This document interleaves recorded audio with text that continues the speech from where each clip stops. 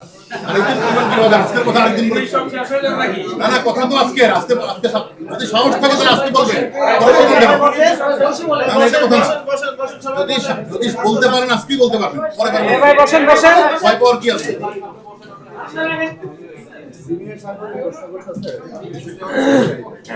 মাননীয় additional commissioner, আপনারা আজকে 4 জনকে গ্রেফতার করে বলছেন যে মেট্রো রেলে তারা হামলা চালিয়েছে, তারা সবাই জাতীয়তাবাদী ছাত্র দলের নেতা এবং এই ঘটনাটি ছাত্র শিবির জামাত করেছে, বিএনপি করেছে। 5 দিন আগে এলিট ফোর্স আরিফুল ইসলাম নামে একজনকে গ্রেফতার করে তাকে ভিডিও ফুটেজে দেখিয়েছে এবং সে হচ্ছে ভিপি নূরের যে রাজনৈতিক দল তার কর্মী, যুগ্ম যুগ্ম সদস্য সচিব তারেক রহমানের সাথে আরিফুল ইসলাম মেট্রো রেলে আগুন ধরিয়েছে।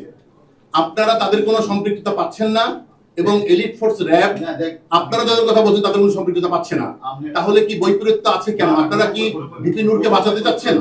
সেখানে আমরা আরিফ যে আপনি যার কথা বলছেন তারেক কথা বলছেন আরিফুল ইসলাম।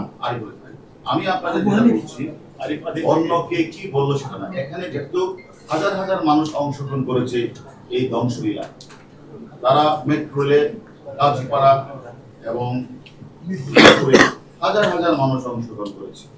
এখানে বিভিন্ন দলের থাকতে পারে, আমরা যাদেরকে গ্রেফতার করেছি তারা নেতৃত্ব দিয়েছে এবং তারা এই কাজটি করেছে, তারা স্বীকারোক্তি আমাদের কাছে প্রদান করেছে, আপনাদের আমরা সেটা বলেছি। আমার মনে করি এখানে অন্যান্য জামাত শিবির চক্রের গ্রুপ থাকতে পারে, সেখানে ভিপি নূরের চক্র থাকতে পারে।